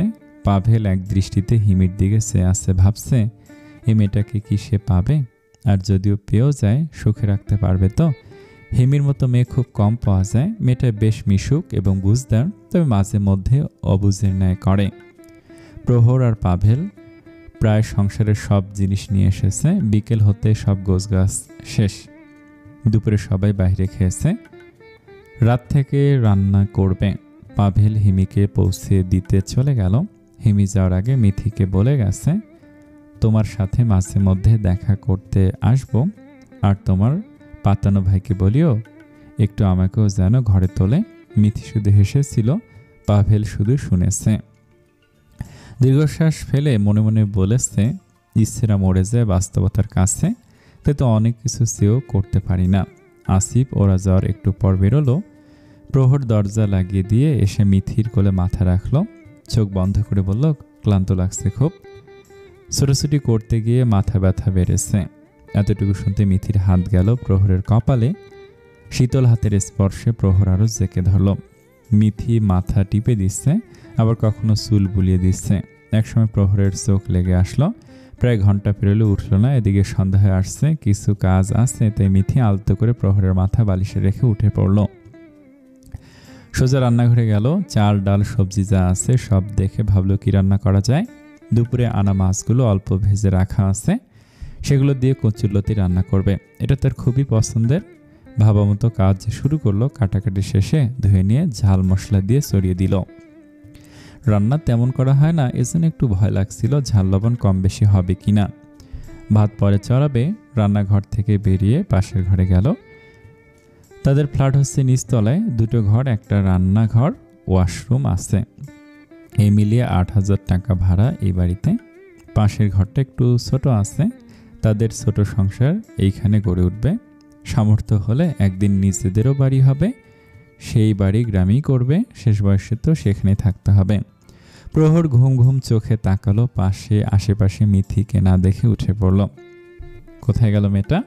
ওকে খুঁজতে ঘরে থেকে বেরোলো। রান্নাঘর থেকে শব্দ আসছে দেখে সেখানে গেল। কি করছে এখানে? আচমকা কণ্ঠে মিথি চমকে উঠল। প্রহরকে দেখে শান্ত হলো। বুকে থুতু দিয়ে বলল, এমনকি কেউ আচমকা ডাকে? ভয় পেয়ে গেছিলাম তো। রান্না করছি দেখছেন না? তরকারি রান্না শেষ, ভাতও হয়ে এলো বলে। তা তো দেখছি, কিন্তু একা মাতবরি করতে কে বলেছে আমাকে ডাকতে? আপনি ক্লান্ত ছিলেন, ঘুম দরকার ছিল। আমি রান্না তেমন ভালো পারি না, দেখুন কেমন হয়েছে। প্রহর একটুখানি তরকারি চেখে দেখল। মিথি তাকিয়ে আছে ওর উত্তর শোনার আশায়। ভালো হয়েছে। হঠাৎ নজর পড়লো হাতের দিকে। কি হয়েছে ওখানে? মিথির হাতটা টেনে সামনে আনলো। মিথি কিছুটা ভয়ে ঢোক গিলে বলল, ওই ঘর মুছতে গিয়ে এক সাইডে একটা পেরেক ছিল, আমি দেখিনি, সেটা লেগে কেটে গেছে। প্রহর চোখ পাকালো, বলল, বাহ, ভালো কাজ পারো। জায়গাটা বাঁধনি কেন? ঝাল ধরেনি? একটু ধরেছিল, সমস্যা হবে না। আপনি যান, আমি ভাত নামিয়ে আসছি। প্রহর গেলে মিথি ভাতের মার পাশে ঘরে গেল। দেখলো প্রহর চুল আঁচড়াচ্ছে। ওকে আসতে দেখে বলল, চলো আজ রাতের শহর ঘুরতে বেরোবো। তোমায় নিয়ে হুটখোলা রিক্সায় ঘুরবো। তোমার পছন্দের ঝালমুড়ি খাবো। ফেরার পথে একটা লাল গোলাপ উপহার দেব। দুজন নির্জন এক রাস্তায় হাঁটছে। তাদের বাসা থেকে একটু দূরে। মিথির নাকি হাঁটতেই ভালো লাগছে, তাই তো হাঁটছে। প্রহর ওর বাম হাতটা শক্ত করে আঙুলের ভাঁজে রেখে দিয়েছে। মিথি প্রহরের আবদারে একটা সাদা লাল পাড়ের শাড়ি পরেছে। আলতা চুড়ি না থাকাতে পরেনি কিছু, তবু অপরূপ লাগছে। ক্ষণে ক্ষণে প্রহর তাকাচ্ছে মিথির দিকে। শহরে আজ মেঘময় দিন ছিল। এদিকে কোলাহল কিছুটা কম। কোলাহল শূন্য রাস্তা পেরিয়ে কোলাহলপূর্ণ রাস্তায় উঠল। দূরে রাস্তার পাশে ফুলের দোকান। প্রহরের নজর পড়ল। মিথিকে দাঁড় করিয়ে প্রহর ছুটল। হাজার ফুলের মধ্যে একটি লাল গোলাপ আর একটি হলুদ সূর্যমুখী ফুল নিল। রাস্তা পার হতে গিয়ে আবার নজরে পড়ল আরেকটি দোকান। প্রহর সেদিকে ছুটল। মিথি শুধু তাকিয়ে তার পাগলামো দেখছে। প্রহর দৌড়ে আসলো। ফুল দুটো মিথির এক হাতে দিয়ে দিল। আর এক হাতে থাকা লাল কাঁচের চুড়িগুলো নিজ হাতে পরিয়ে দিল। এবার সুন্দর লাগছে। মিথি কাঁচের চুড়ি পেয়ে যেন আরো বেশি খুশি হলো। ঠোঁটের কোণার হাসির রেখা দেখা দিল। প্রহর আবার সে হাসিতে মুগ্ধ হলো। আলতা এনেছি, কিন্তু কিভাবে দিব? প্রহর আশেপাশে তাকালো। কাঙ্ক্ষিত জায়গা পেতে মিথিকে টেনে নিয়ে গেল এক পাশে। একটি ব্রেঞ্চে আছে, ওখানে মিথিকে বসালো। প্রহর নিচে বসলো। মিথির ডান পা খানা হাঁটুর উপর রাখলো। আলতার গাঢ় প্রলেপ লাগিয়ে দিল মিথির শ্যামবরণ পায়ে। মিথি কেবল মুগ্ধ চোখে দেখছে। তার কপালে এত ভালোবাসা, সুখ লেখা ছিল, তা কিভাবে বুঝতো যদি প্রহর জীবনে না আসতো? শেষ। এবার পারফেক্টিং ম্যাক্স। একদম অপরূপা লাগছে। শুকতারার নাম কি তবে বাদ গেল? প্রহর কিছুটা চিৎকার করে বলল, তোমায় আমি শত নামে ডাকবো। সন্ধে নামলে শুকতারা, শাড়িতে অপরূপা, হৃদয় ভরে ডাকবো তোমাকে। শোনো শহর, সে ডাক তোমরাও শোনো। আজ আশ্বিনের 20 তারিখ, ইংরেজি ক্যালেন্ডারে 5 অক্টোবর। আজকের দিনটি একটু বেশি সুন্দর। অক্টোবর মানেই বিষণ্ণ সুন্দর একটা মাস। আকাশের বুকে নরম রোদ, বাতাসে হালকা শীতলতা, আর আকাশে ভেসে বেড়ায় একরাশ সাদা নীল প্রশান্তির মেঘ। গাছের পাতায় মৃদু হলুদ ছোঁয়া। বিকেলগুলো যেন হয় ফুরায়। মন চায় আরও কিছুক্ষণ আলো ধরে রাখলে ভালো হতো। আজকের দিনটা অন্য সব দিনের চেয়ে একটু বেশি সুন্দর লাগছে। মিথি একা ঘরে শুয়ে আছে। শুয়ে বসে থাকা কাজ নেই। এই শহরে একলা বন্দি জীবন খুব একটা ভালো লাগে না। প্রহর 10টায় অফিসে যায়, ফিরে সন্ধ্যা হলে সারাটা দিন একা থাকতে হয়। পাশের বাসায় পরিচয় হয়েছে, মাঝে মধ্যে ওই বাসার মেয়েটা এসে গল্প করে। কিন্তু এই একলা সময় যেন কাটতে চায় না। মনে পড়ে যায় বাবা মা আর রীতির কথা। বাড়ির কথা মনে পড়লে চোখে জল টলমল করে। পুরো গ্রাম চষে বেড়ানো মেয়েটাকে আজ একলা থাকতে হয়, অথচ একসময় তাকে পাওয়া যেত না। মাঠে ঘাটে ছুটে বেড়াতো। এই 6 মাস বিবাহিত জীবনে সুখে থাকলেও একাকিত্ব মনে হলে ভালো লাগে না। প্রহর কষ্ট পাবে বলে তাকে কিছু বলেও না। বললে হয়তো বাড়ি পাঠাবে, কিন্তু সে তাকে ছাড়াও থাকতে পারবে না। মানুষটা তার অভ্যাসে পরিণত হয়েছে। শহরে অন্য সমস্যা নেই, সমস্যা শুধু একা ঘরে থাকাটা। কেমন খাঁচায় বন্দি পাখির মতো লাগে। রীতিকে ভীষণ মনে পড়ে পুকুর পাড়ে বসে থাকা দিনগুলো, একসাথে পুরো গ্রাম চষে বেড়ানো, হাতে হাত রেখে চলা সময়গুলো। এই 6 মাসে বাড়ি গিয়েছিল একবার। সেবার প্রীতি, মবিন আর তার মেয়েকে নিয়ে গিয়েছিল প্রহর। চোখের সামনে কতদিন পর মেয়েকে দেখে সুচরিতা বেগম আবেগে কেঁদে দিয়েছিল। সুলেমান দেওয়ান দূরে দাঁড়িয়েছিল। প্রহর শমশের দেওয়ানকে বুঝিয়েছিল প্রীতি আপা ভীষণ ভালো আছে। কার বংশ আগে কি করেছে তা অত্যাবশ্যকীয় নয়। কোনো কাজ ছোট নয়, ছোট তো আমাদের মতো মানুষের মন মানসিকতা। সে এখন সরকারি চাকরি করে। প্রহর এবং সকলের বোঝানোতে 8 বছর পর মেনে নিয়েছিল। 8 বছর পর আবারও সেনাবাড়িতে পা রেখেছিল প্রীতি। মা বাবা ভাই বোন বাড়ির সকলকে দেখে তার খুশি আর কান্নায় সকলে কেঁদে ফেলেছিল। সেই সময় 5 দিন থেকে এসেছে, তারপর আর যাওয়া হয়নি। অফিস থেকে কম ছুটি। মোহনিয়া বেগমের সাথে একটু আগে কথা হয়েছে। মানিক সাহেব ভালো হয়েছেন, প্রহরকে মেনে নিয়েছে, আগের ব্যবহারের জন্য ক্ষমা চেয়েছে। তার সাথে কথা বলা হয় প্রায়। সময়ের সাথে কত কিছুর পরিবর্তন হয়, তাই না? এর মধ্যে আরও একটা কাহিনী হয়েছে। 1 মাস আগে পাভেল আর হিমির বিয়ে হয়েছে।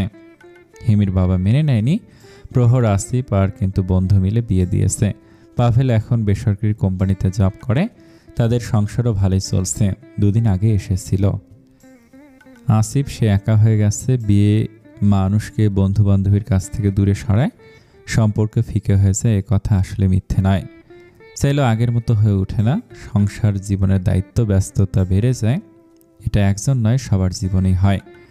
বিছানা থেকে উঠল প্রহর। অফিসে যাওয়ার পর থেকে শুয়ে আছে, কাজও তেমন কিছুই নেই। মিথির কি যেন মনে হলো, শালীনকে ফোন দিল। প্রহর এখানে আসার পর ফোন কিনে দিয়েছে। কল দিতে শালীন রিসিভ করলো। ফোনের স্ক্রিনে ভেসে উঠল শালীনের হাসি মাখা মুখটি। কেমন আছো আপা? আমি তো সবসময় ভালো থাকি। পিয়াস ভাইকে মন থেকে মেনে নিয়েছে। শালীন হেসে ফেলল। পাশে পিয়াস বসা, তার হাসি দেখে ভুরু কুঁচকে তাকালো। তাকে জিজ্ঞেস কর। ফোনটা পিয়াসের দিকে ঘোরালো। পিয়াস স্বাভাবিকভাবে তাকালো। মিথির একটু কেমন লাগলো। পিয়াসের কথার ধরন পাল্টে গেল। কি জিজ্ঞেস করবি? বাড়ি আসবি না? পেয়ারা গাছে পেয়ারা সব পাখিরা খেয়ে নিচ্ছে। রীতি রোজ তোর কথা ভেবে মন খারাপ করে পুকুর পাড়ে একা বসে থাকে। দাদা তো তোর কথায় সারাদিন বলে, তার গানের সঙ্গে হারিয়ে গেছে। মিথির মন খারাপ হলো। তারও সবার কথা মনে পড়ে। ফোনে দেখলে কথা বলতে তো আর মন ভরে না, মন চায় ছুটে চলে যায়। শালীন এবার ফোন নিজের সামনে ধরলো। মিথির আধার মুখ দেখে বলল, প্রহর ভাই বলল একলা থাকতে নাকি ভালো লাগে না তোর, তাহলে একটা বুদ্ধি দেই শোন। মিথি আগ্রহ নিয়ে চেয়ে থাকলো। শালীনের কথা শুনে মিথির চোখ বড় বড় করে তাকালো, সাথে লজ্জা পেল। পাশে পিয়াস আছে, সেও তাকালো শালীনের দিকে। ভুল বলেছি, একটা বাচ্চা থাকলে তাকে নিয়ে সময় কাটতো বলে পিয়াস ভাই ঠিক বলেছি না? মিথি লজ্জায় পড়লো, উত্তর না দিতে পেরে হুট করে ফোন কেটে দিল। এদিকে শালীন হেসে চলেছে। ওর হাসি দেখে পিয়াস বাঁকা চোখে তাকালো, বলল এসব ফাল বুদ্ধি কই পাস আপনার থেকে? পিয়াস অবাক করা চাহনি নিয়ে তাকালো, জানতে চাইল আমার থেকে মানে? জানিস আমি ভদ্রলোক, এমন দুষ্টু বুদ্ধি আমার মাথায় ঘোরে না। যারা তোর মতো দুষ্টু বাদর তাদের মাথায় ঘোরে। হ্যাঁ, এজন্যই তো আপনি একটা। শালীন কথা খুঁজে পাচ্ছে না। আমি একটা কি বল? মনে পড়লে বলবো। মুখ বেঁকে উঠে পড়ল। দরজার দিকে পা বাড়ালো। পিয়াস ওড়না টেনে ধরল। শালীন থেমে গেল। পিছনে তাকানে আগেই জোরে টান দিল। সে ধাক্কা সামলাতে না পেরে পিয়াসের দিকে এগিয়ে গেল। ওর ওপর পড়তে গিয়েও পড়ল না, আটকে রইল দুহাতের মাঝখানে। পিয়াস শালীনকে দুহাতে জড়িয়ে রেখেছে। ছাড়ানোর চেষ্টা করছে কিন্তু পারছে না। পিয়াস শুধু হাসছে আর তার কাহিনী দেখছে। ছাড়ুন, আপনি না ভদ্রলোক? হ্যাঁ, ভদ্রলোক, তাতে কি? ভদ্রলোকের প্রমাণ কি বউয়ের কাছে দিতে হবে? না মানে আম্মু ডাকছে। ভালো না বাসলো মুখ ভার থাকতে, এখন ভালোবাসার কথা বলে লজ্জায় পালাস? আসলে চাস কি? অথচ মানুষকে দুষ্টু বুদ্ধি দিচ্ছিস। প্রহর ফোন করলে ওকে বলবো তুই মিথিকে কী সব বুদ্ধি দিস, তোকে থাপ্পড় মেরে সোজা করবে। না না, এসব বললেন না, আমার লজ্জা লাগবে। প্রহর ভাই না, ওরে লজ্জাবতী। কপালের সাথে কপাল ঠেকে বলল কথাটা। শালীন থেমে গেল, বুক ধুকপুক করছে, অনুভূতিরা ডানা মেলে মন আকাশে উঠছে। শালীনের মুখের দিকে চেয়ে হুট করে পিয়াস ওকে ছেড়ে দিল। সারা পেতে শালীন বাহিরে ছুটল। পিয়াস পিছন থেকে শব্দ করে হেসে উঠল। সময়ের সাথে আসলে অনেক কিছু বদলায়। একটা মানুষের সাথে এক ঘরে থাকতে থাকতে মায়া জন্মায়। ভালোবাসা না হোক, ভালো লাগা জাগে। সেই ভালো লাগা থেকে ভালোবাসার পরিণত হয়। তাদের সম্পর্ক ঠিক তেমনই হয়েছে। আজ ভালো লাগা তৈরি হয়েছে, কাল ভালোবাসা। ধরণীতে সন্ধ্যা নেমেছে, সূর্য ডুবেছে একটু আগে। মিথি প্রহরের আসার অপেক্ষা করছে। ব্যালকনিতে দাঁড়িয়ে রাস্তার দিকে তাকিয়ে আছে। মিথির কাছে দিনের সবচেয়ে আনন্দময় সময়টা এই সন্ধেবেলা।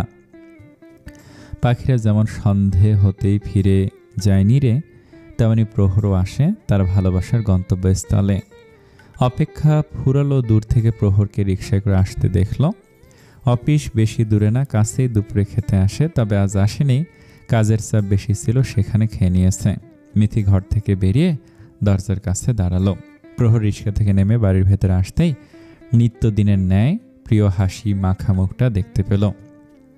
ক্লান্তির শহরে মায়াবী হাসিটা তাকে তৃপ্তি দিল।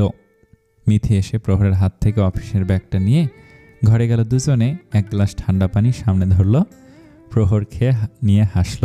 ওড়নায় মুখ মুছে বলল, স্বপ্ন এখন সত্যি হয়েছে। আমাদের ছোট্ট সংসার ভালোবাসার ঢেউ খেলছে। দুপুরে আসেননি যে? আজ কাজ ছিল তাই আসেনি। তোমাকে বললাম না দুপুরে। প্রহর ব্যাগ থেকে একটা প্যাকেট বাহির করলো। মিথি দেখছে শুধু। প্যাকেট থেকে বেলি ফুলের গাছনা আর কয়েকটা শিউলি ফুল মিথির হাতে দিল। মিথি যেন খুশিতে নেচে উঠল। শিউলি ফুল তার ভীষণ পছন্দ। একসময় এই শিউলির সাথে প্রহরের তুলনা করত। বছরে একবার দেখা মিলত বলে আজ মানুষটা প্রতিদিন তার পাশে থাকে। চোখ বন্ধ করে বেলি ফুলের ঘ্রাণ নিল। বেলির মাতাল করা ঘ্রাণে মুগ্ধ হতে বাধ্য সবার মন। প্রহর মিথির হাত থেকে একটি শিউলি ফুল নিয়ে কানে গুঁজিয়ে দিল। বলল, আমার শিউলি ফুলকে জন্মদিনের শুভেচ্ছা। অক্টোবরের মতোই শুদ্ধ তার মন, যে মনে আমার জন্য চিরকাল ভালোবাসা বহাল থাকুক। মিথি অবাক হলো। আজ 5 অক্টোবর তার জন্মদিন। তারই মনে নেই? অবশ্যই সব জন্মদিন কোনো কালে পালন করা হয়নি, তাই মনেও রাখেনি। প্রহর আরও একটা ছোট কাগজে মোড়ানো জিনিস বাহির করে মিথির হাতে দিল। মিথি ভুরু কুঁচকে জিজ্ঞেস করলো, এটা কি? খুলে দেখো। মিথি পেপারে মোড়ানো জিনিসটি খুলল। চকচকে 1 ডজন নীল চুরির দেখা পেল। ঠোঁটের হাসি যেন আরো শিথিল হলো। মিথির সেই মেলার দিনের কথা মনে পড়ল। এমনভাবে পেপারে মোড়ানো চুরি ছিল। একদিন লুকিয়ে দিয়েছিলাম, আজ নিজ হাতে দিচ্ছি। এমন একটা সময় আসবে, জীবনে কখনো কি ভেবেছি? মিথি প্রহরের দিকে হাত এগিয়ে দিল। প্রহর বুঝতে পারল সে চায় কি। কাঁচের চুড়িগুলো মিথির হাতে পরিয়ে দিল। বেলি ফুলের গাছড়াটা চুলের খোপায় সাজিয়ে দিল। তারপর মুগ্ধ চোখে তাকিয়ে থাকলো। মিথি তার দৃষ্টি লক্ষ্য করে লজ্জা পেল। তার এই তাকিয়ে থাকার অভ্যাস যেন গেল না। আপনি এখন আমাকে এত ভালোবাসেন যে শেষ পর্যন্ত এরকমই ভালোবাসা থাকবে তো? নাকি গ্রামে বলা প্রবাদ বাক্য, ভালোবাসা একদিন জানালা দিয়ে পালাবে? প্রহর মুচকি হাসল। সামান্যতম দূরত্বটুকু ঘুষিয়ে ফেলল। মিথির হাতটা ধরে চোখের দিকে এক দৃষ্টে তাকিয়ে রইল। তুমি আমার এমনই একজন, যারে এক জনমে ভালোবেসে ভরবে না মন। এক জনমের ভালোবাসা, এক জনমের কাছে আসা, একটি চোখের পলক পড়তে লাগে যতক্ষণ। তুমি আমার এমনই একজন, যারে এক জনমে ভালোবেসে ভরবে না মন। প্রহর থামল। মিথি মুগ্ধ হয়ে শুনল তার গান। মানুষটার মধ্যে তাকে মশগুল করার কত অভিনব গুণ রয়েছে। আপনি কবিতার সঙ্গে গানও সুন্দর গাইতে পারেন কবি সাহেব। আমার জন্য কবি গায়ক সবই না হয় হলাম তোমার জন্য। মিথি একটু দূরে গেল। চুরি পড়া হাত দুটো প্রহরের সামনে ধরল। হাত নাড়িয়ে রিনিঝিনি আওয়াজ তুলল। তারপর নিজে নিজে খিলখিলিয়ে হেসে উঠল। প্রহর প্রথমবার ন্যায় সেই হাসিতে মুগ্ধ হলো, নেশাক্ত চোখে তাকিয়ে কণ্ঠে মাদকতা মিশে বলল, তোমার মুখে এই হাসি দেখার জন্য তোমার সঙ্গে অনন্তকাল বেঁচে থাকতে চাই, আর আমি আপনার সঙ্গে মৃত্যুবরণ করতে চাই। প্রহর এগিয়ে আসলো, মিথির কপালে গাঢ় করে চুম্বন খেল। চলো হারিয়ে যায় এই শহরের কিরানায়, জীবন মরণ পরের হিসাব, যতদিন বেঁচে আছি সুখে অসুখে একসাথে থাকি। সমাপ্তি। গল্পটা আপনাদের কাছে কেমন লেগেছে কমেন্টে জানাবেন। ধন্যবাদ সকলকে। আগামীকাল নতুন গল্প আসবে, প্লিজ পাশে থাকবেন। ধন্যবাদ সকলকে। আসসালামু আলাইকুম।